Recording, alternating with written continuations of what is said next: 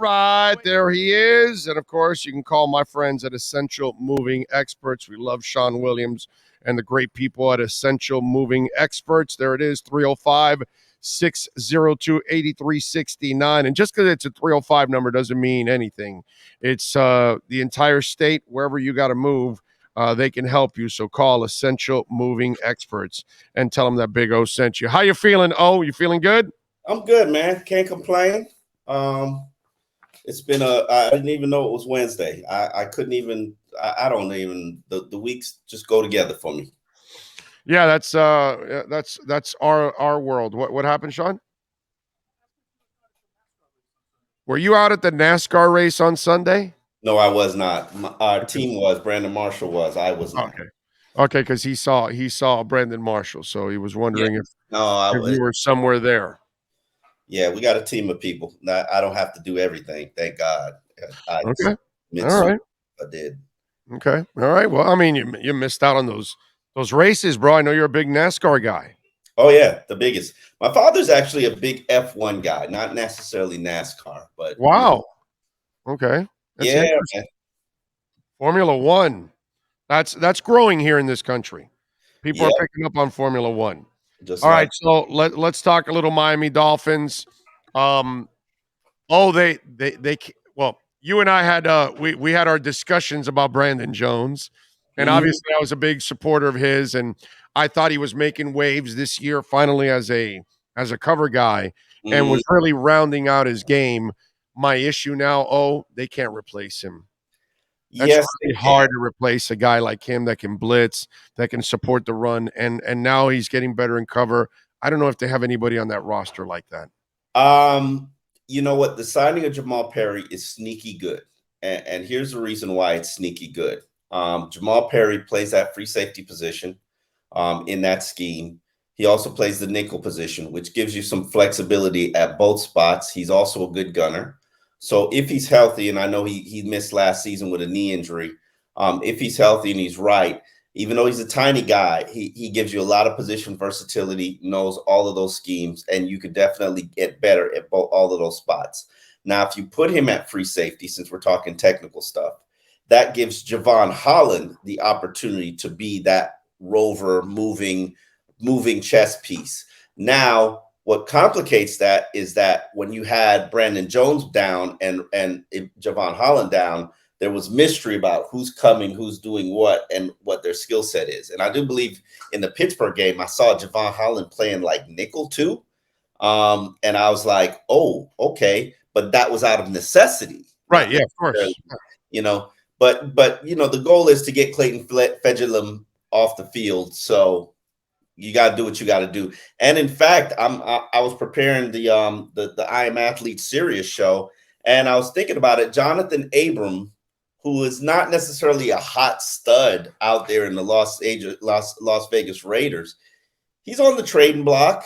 And now, I'm not like he does a lot of stupid shit on the field, personal fouls. He's out of place all the time. He's overly aggressive, and he's always injured.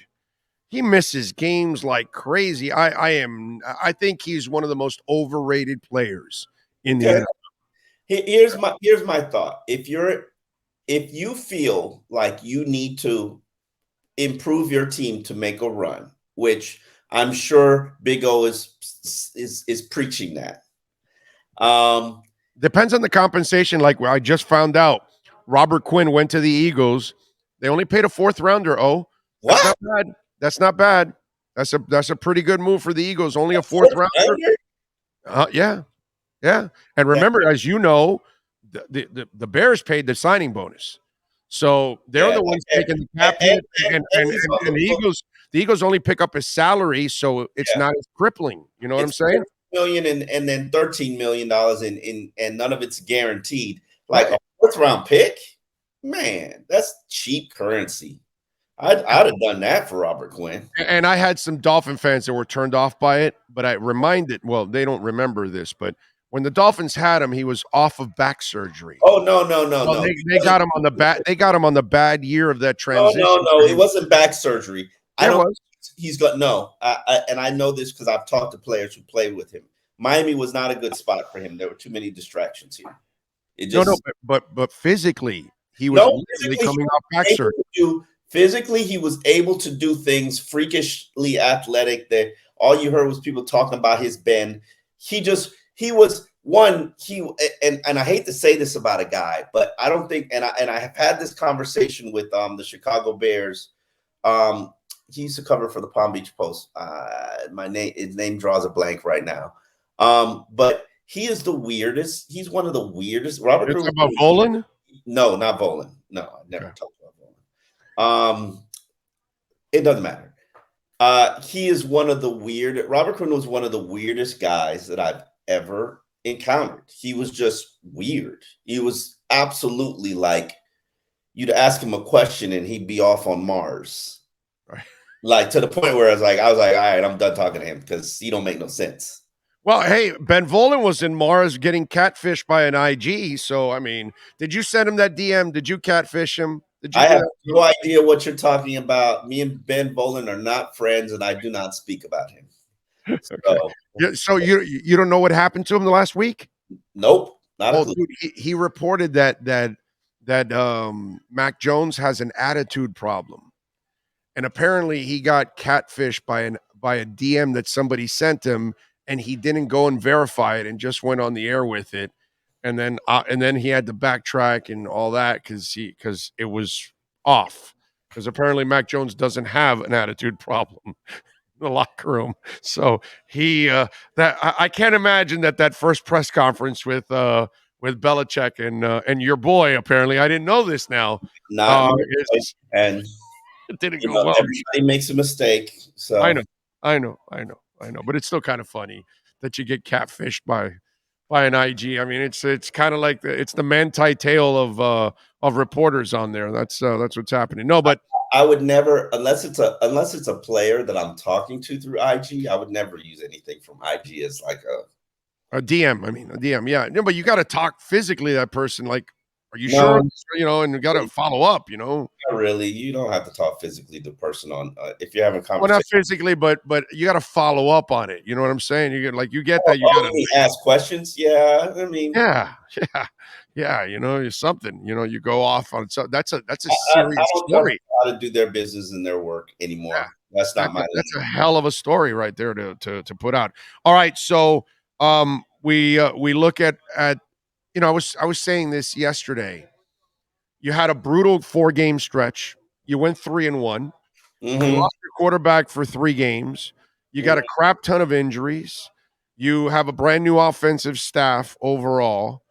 You could say that the NFL screwed you with the Teddy Bridgewater ataxia crap. In that game, that maybe if Teddy stays in there, maybe you win that game. Overall. But you look at all that crap for this team to be 4-3. I think that's a hell of an accomplishment. Do you look at it that way? They're pretty much right where I thought they'd be and expected them to be. I don't see any problem with where they are, considering all that they've endured. No run game, crappy offensive line. I'm maybe, I guess, in the minority because I'm not pleased with what I see on defense. Everybody else seems to be, but hey, cool. Well, it's because you're on your 7th and 8th defensive back. I mean, dude, they allowed 10 points last week. I mean, what more do you want? Come on, to a rookie quarterback who kept shooting himself in the foot.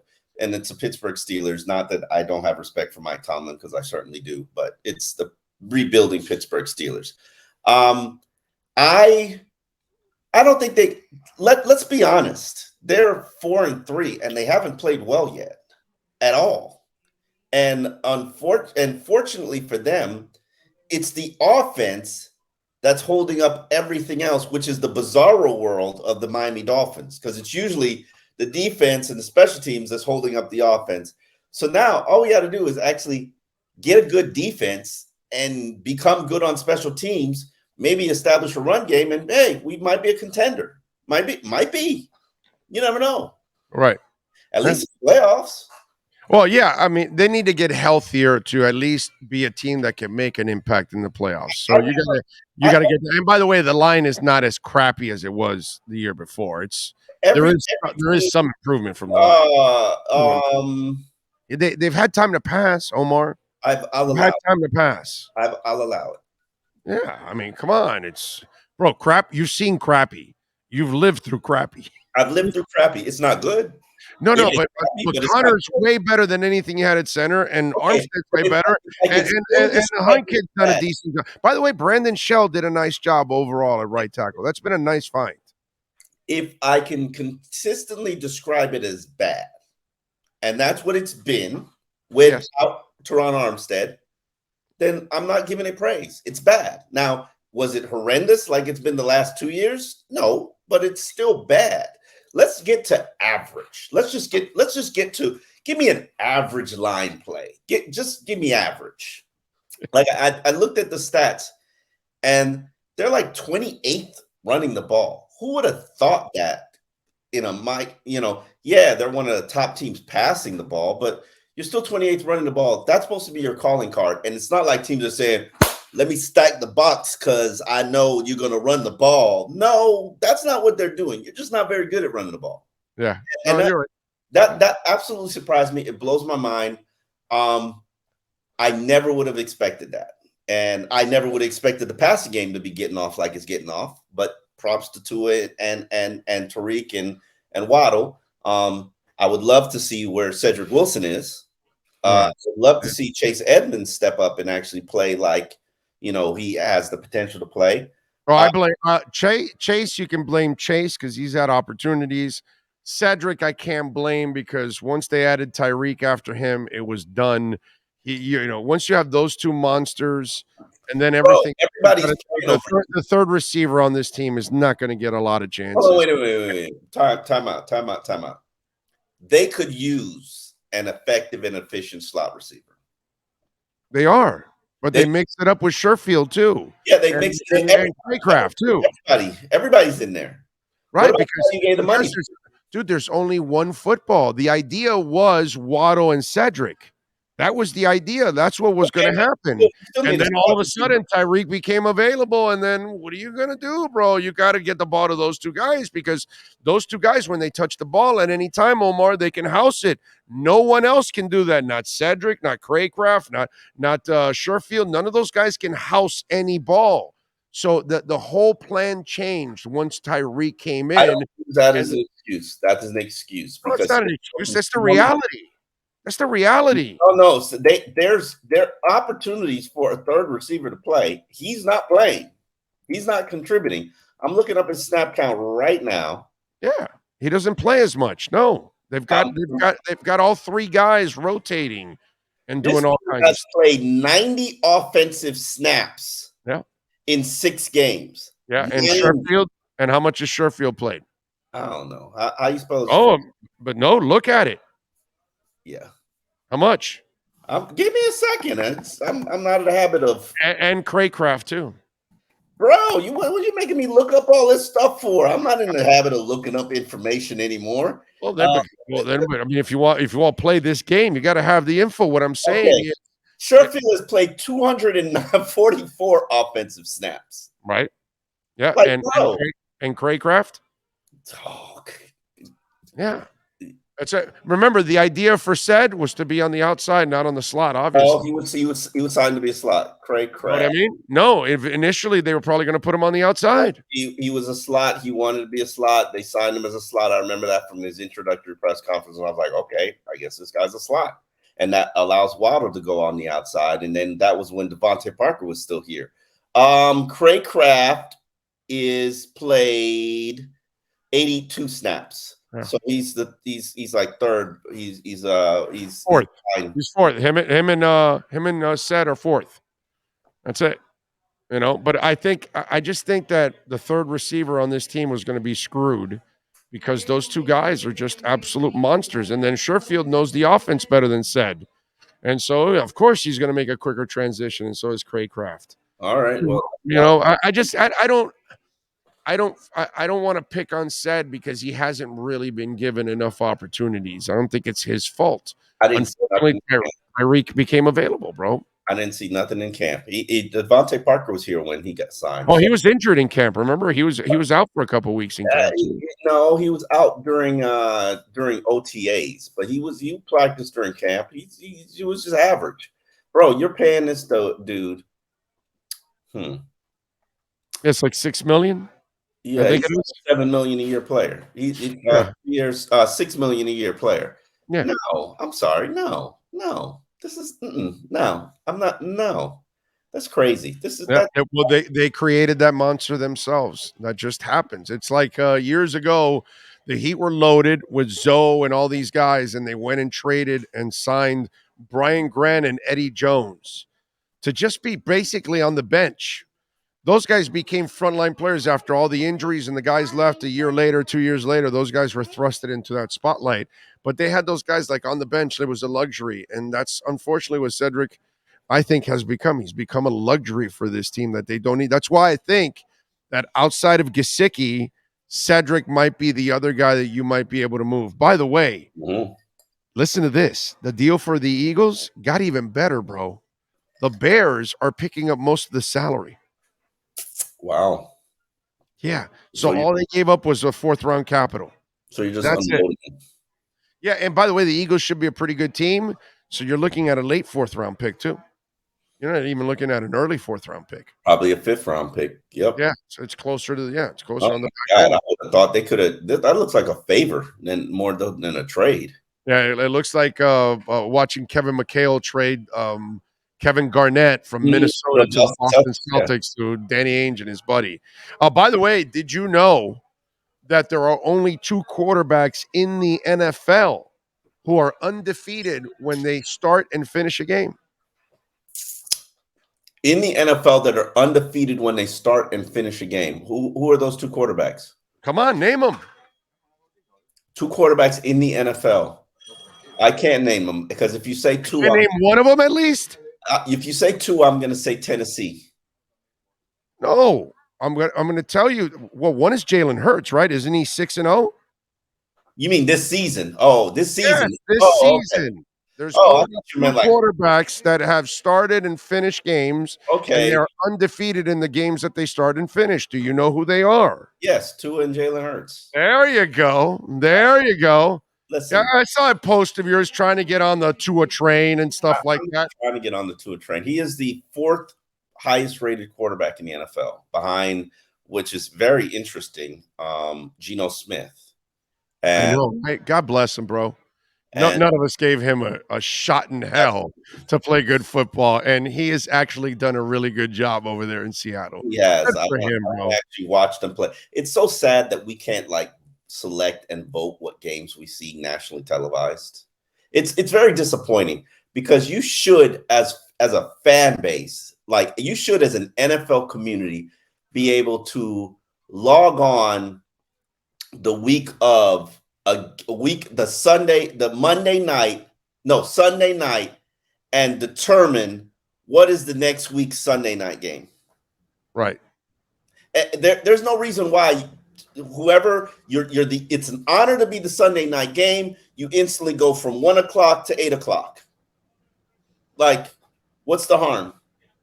Because now we're stuck watching garbage. I get it. You can't do that with Thursday night games. No, you Just, can. The travel and all that. That's the just do problem. Thursday night divisional games. Just kill us to death with divisional games. And you know, everybody's got to play one. I get it. I would love to see Sunday night games at least be put in the hands of the play. I get TVs are in the equation. You get to pick out the networks get to pick out the Monday night games. The league decides Thursday night games based on division, but the fans should be able to pick the Sunday night games because we watch a lot of garbage. So, who feels worse, Omar Kelly on some Sunday nights or Amazon Prime, which when they opened up in week 2, they had 13 million viewers with Kansas City and the overrated Herbert Chargers. And then they got 11 million with the Bengals and the Steelers, then 11.7 with the Bengals and, of course, Tua. Then it went to 9.7 with the Colts and Denver. Then Washington and the Bears, 8.8. And they're down to 7.8 with the Cardinals and New Orleans. So they went from 13 million to 7.8 million right now on Thursday night. And you know what, brother? They already got their subscribers, so they're good to go. And I know. Oh yeah, no. Amazon's the greatest deal. Your wife is getting the Amazon box three times out the week at your house. No, I am. Not my wife, actually. It's you. It's You me. were the spender. Okay. I'm the spender, not Yeah. my wife. My wife doesn't spend, bro. My wife is not a shopper, nothing. I'm the idiot that actually spends money. I'm the guy ordering stuff from Amazon. Like, dude, I've had Amazon since like the Prime. I've had it since it was just for shipping. It Yeah. was like $75 or something, and for me, the 130 is a joke because I saved that alone in shipping. So now you're going to give me music and movies and sports. Go ahead, bro. The greatest deal in the planet is that Amazon deal. That's the greatest deal in the planet. You're making an advertisement for them. Like that's I swear by because I've had it forever, and if you order enough stuff from it, yeah, your fee for once a year, you will cover that fee in a couple months, dude. Yeah, by ordering a whole bunch of things, and I do. And my wife has been big on it since we've been together, and I've grown to it. Instead of going out to the store, like I just ordered some puzzles for my daughter and a rack that holds them. And it'd probably take me maybe 2 days to find the one I'm looking for. Yet I if I went to the stores and Amazon Prime, just like 2 days, delivers it. Sometimes I'll get it the next day. Yeah. That's actually the coolest thing. When you order something, the next day it's right there. What are you going to say, Sean? I was like, now you can get it between 4 a.m. and 8 a.m. No, hey, listen. Delivered some. Amazon delivered some stuff to my house at 4 o'clock in the morning. My ring went off. I saw a guy walking up to my house, and I was going to get my gun. Right? Yeah. You should not be walking up to my house at 4 o'clock in the morning. No. This is a problem for Amazon Prime. The problem is they got a lot of business. Yeah, I get it, but don't send a delivery guy at 4 a.m. in the morning. And they bring you on. They deliver on Sundays, bro. I know. They deliver on Sunday. Literally, I'm going to get my gun. Why is this mofo walking up at my house? I'm like getting my gun, and then I see him dropping off a box, and I'm like, oh shit! I'm sorry. I almost caught a case. Yeah, because they deliver in their own personal vehicles too. Right? Yeah, they're not even in Amazon. Exactly. Right? Yeah. Sometimes, yeah. Like I'm thinking you coming to rob my house or break in here. Like I don't roll like that. You can't deliver. Like you should be able to select. Like don't deliver. Like deliver in the daytime to my house, or deliver at night. Like midnight to 6 a.m. should be the cutoff point. Like don't be delivering at 4 a.m. in the morning. So let me ask you something. While we've gone through this whole to a mess for a couple of years, one of the things that people have been crying about and moaning about was, we should have picked Justin Herbert and all that. And so as time has gone on, I don't want to have that conversation because I don't think. But Tua wins a hell of a lot more. Yeah. This guy's a losing record, has a whole bunch of fourth quarter pick sixes and losses, all this stuff. So I'm just wondering, where are your thoughts on the amazing, fantastic, and perfect Justin Herbert?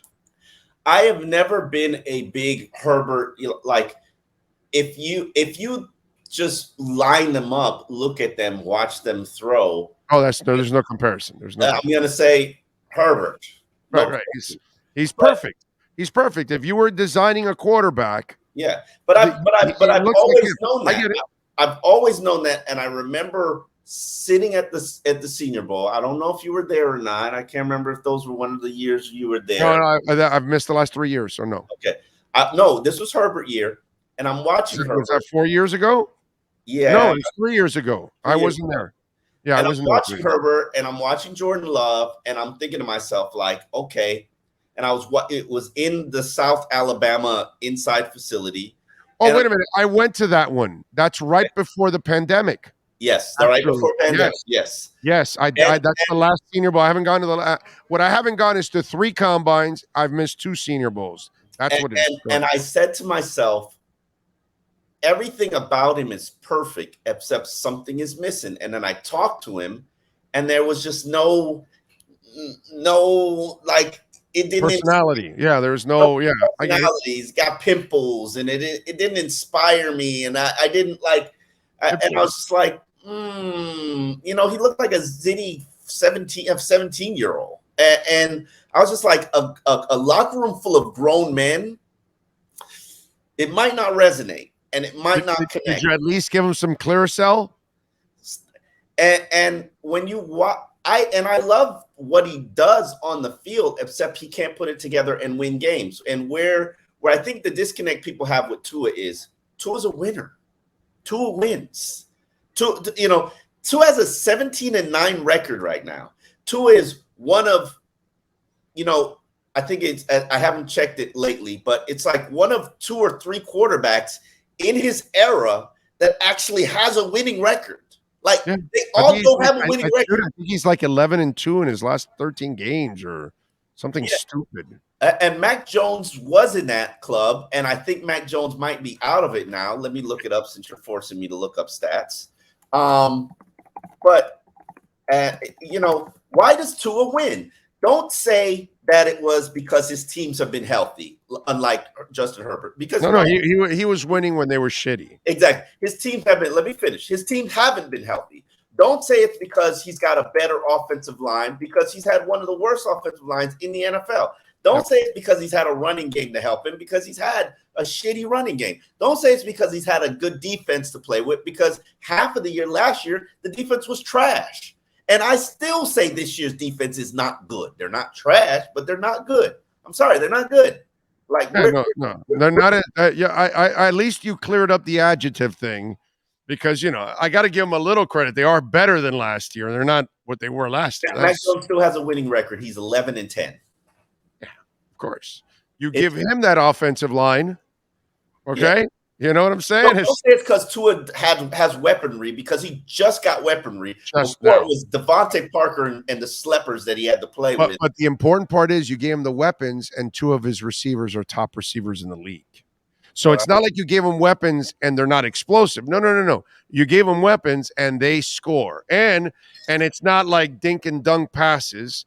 No, he has already thrown several bombs now. So that whole thing went under. That whole narrative got exploded too. Because Tua can't run an explosive offense. Tua can't beat the Bills. Well, guess what? He did all of that. Whatever you said he can't do, and that's why we need to continue to say these things. And I will say the only concern I have about Tua is I have 2 concerns about Tua, and they're 4 years old. Durability. Will he have a multi-year NFL career as a starter? Will he play 12 years in the NFL? I don't think he will. No, he won't. He won't. And does he have the arm strength to throw outside the numbers when his team is trailing, when defenses are hunting him down and jumping his passes? That's literally the only concern I have. And I can give you a laundry list of concerns for every quarterback. If those are your only concerns, I think you're in a good spot. Well, my problem with Tua now, I only have one issue with him. I don't have that other issue you have. His arm is more than fine. I'm not worried about that. My real concern is he refuses. No, he said it today. He said it today. It's a weird competitive thing. He refuses. And I think I may have played that Tua video of him as a high schooler. Yes, last week. He's not going to change, and I don't support him. He's not changing. He's not changing. When you get to this point, that's the one thing that I do hate. People want to try to change how you play the game. Don't do that. Stick to who you are. But no. Avoiding contact is a smart thing, my brother. No, play the game. Play the game that you know how to play. If you slide if you want to slide. He doesn't want to slide. He did it twice in that game. Not once. He didn't forget, and one time it was a brain fart, and he did. No. He did it a second time. And it's week 7, bro. I don't need you diving in week 7. I get it. Dude, I get it if it's the playoffs or the Super Bowl. Like I said this morning with Matt Verderam, that I get it if you're freaking John Elway in the Super Bowl and you're helicoptering. I get it. You got to sell out in the Super Bowl and the playoffs. That's fine with me. But in week 7, dude, I need you to slide. Look, he admires Marino. Marino never did that, not once in his career. What Tua did twice in one night on Sunday, Marino never did it one time. I'm sure we could find some video of Dan Marino during his many years in the NFL steamrolling a guy. Unless he dove into the end zone, you will never find it in the open field that he put a shoulder into the guy. Marino never did that, bro. Never. Never. That was not in his DNA. It's like Marvin Harrison. Why do you think he lasted so long? Because he would catch and sit down, slide, run out of bounds. We all pick on Ted Ginn. The reason why Ted Ginn played a long career, because he ran out of bounds.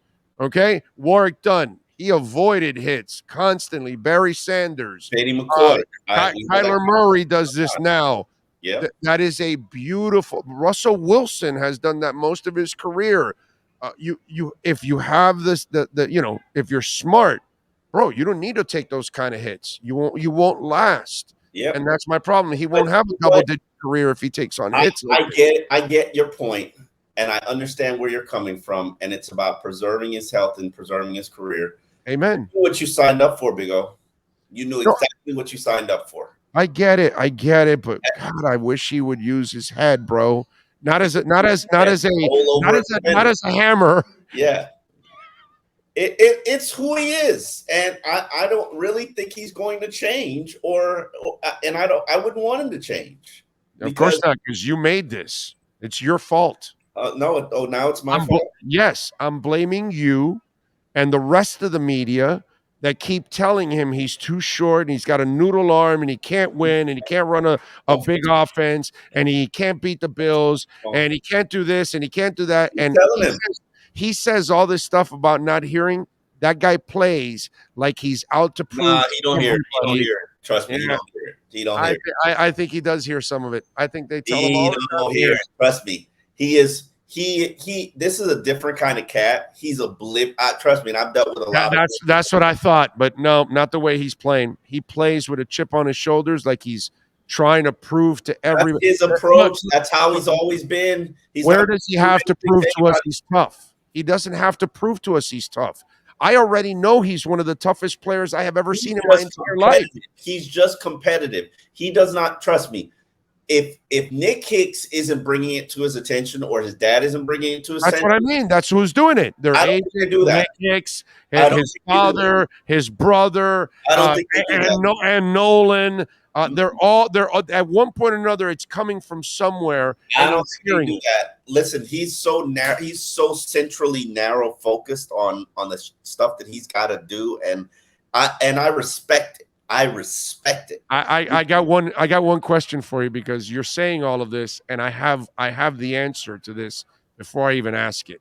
Did you watch the interview with Maria Taylor? Which one is that? It just happened now for Sunday Night Football. Did you watch the interview? No. See, he doesn't do any interviews. He only does it when they do the national stuff. He did it with Fitz and he did it with her. He said, "I'm taking receipts." He said it. I'm taking receipts. He's just taking receipts of what Nick Hicks tells him. Whatever. That's right. I'm not telling you he's sitting by the radio or podcast where he's sitting in front of those underestimated, whatever those stupid shows are called, of First Take or whatever crap. He's not sitting there, but he's getting it from the secondary people around him. Dad, Nick Hicks, the brother, the whatever, and Nolan, whatever. Oh, this is going to be the subject. This is where they're. It'll be interesting. He's taking receipts, bro. I want you to. You should watch that interview. That's a really good interview, Maria. He was really good in that interview. You don't see Tua like that a lot. You should watch that interview. It's a 20-minute interview. It's a really good interview. Tua was fantastic in that interview. He was beautiful describing the Dolphin fan base and the franchise, and like, we don't have time to develop, we don't have time to wait, we got to win now, all this kind of stuff. He's done with excuses like that. Like, it was a really good interview, but in all that, when she was talking about the doubters and all, he said, "I'm taking receipts," which is the kind of shit that you never hear him say. And that's why I'm telling you, man, he plays like it. Omar, he plays like it. He's feeling like a rabid maniac, because he hears all the people that have said this, you can't do that. Oh my God, it's Broncos Jaguars Sunday night. Yeah. Are you kidding me? Yeah. Yeah. Oh my God. Don't you love the Jags? Or isn't that the case? Didn't you require that they put on the Jags? Right, it's all your fault, Omar. You call you Oh, hold you on. sent From in. London? That's it. There you go. Oh, no. That's Sunday AM. Sunday. I'm sorry. Oh, okay. Oh, my God. That's Sunday AM from Oh yeah. London. That's right. We always give them a crappy game over there. Yeah. That's fine. Yeah. Yeah.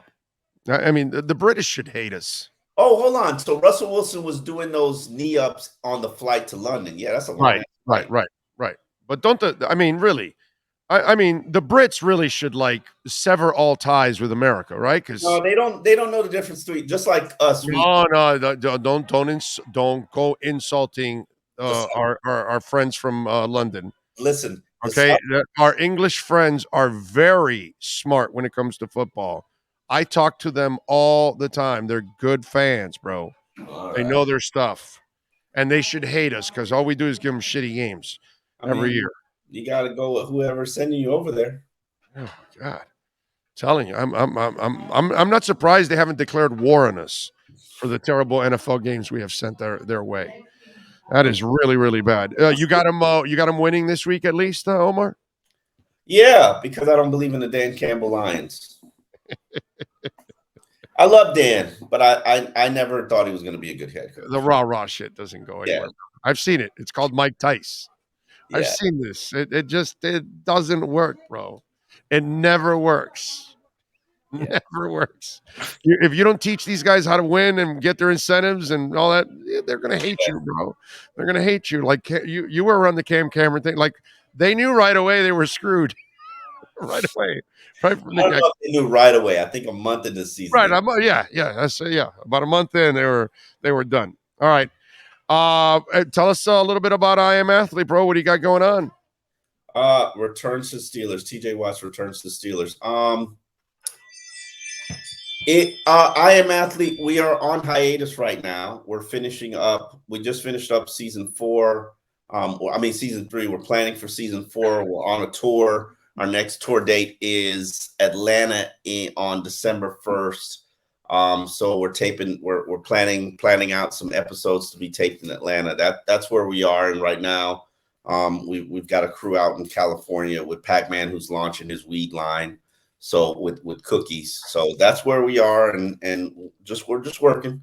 We're doing I Am Athlete Radio live every night on Sirius channel 82 from 7 to 9. Did you see the new Steelers logo? Why are the Steelers changing their logo? Oh, dude, yeah, they had to update it because things aren't going very well for the Pittsburgh Steelers. So what? I'm just telling you. We don't joke about tradition here. No, but they're changing their logo. Oh, I'm sorry, bro, but I'm just trying to help you out here, helping you with some news with the Eagles. And now let me show you. Let me give you a look here on the new, Pittsburgh Steelers logo. I mean, what's wrong with you, bro? Why are you denying me on this here? I mean, it happens. They update logos, things change in the world, and here's the new Steelers logo for you. What do you think about that? What are your thoughts on the new Steelers logo? Do you see it there? Yeah, there it is. Yeah, I see it. It's disrespectful. It's hurtful. I mean, they're a rebuilding team, and I'm sensitive about the Steelers from this standpoint. They're trash, apparently. Mike Tomlin deserves the opportunity to rebuild the franchise. Does he not? Oh, of course. When has anybody said Mike Tomlin's a problem? Dude, he's got a rookie quarterback. Quarterbacks are going to do rookie things. That's normal. So if you give him a rookie quarterback, look, he's in the perfect franchise. Any other quarterback, the Rooneys are not going to panic and fire him. They know he's not the problem.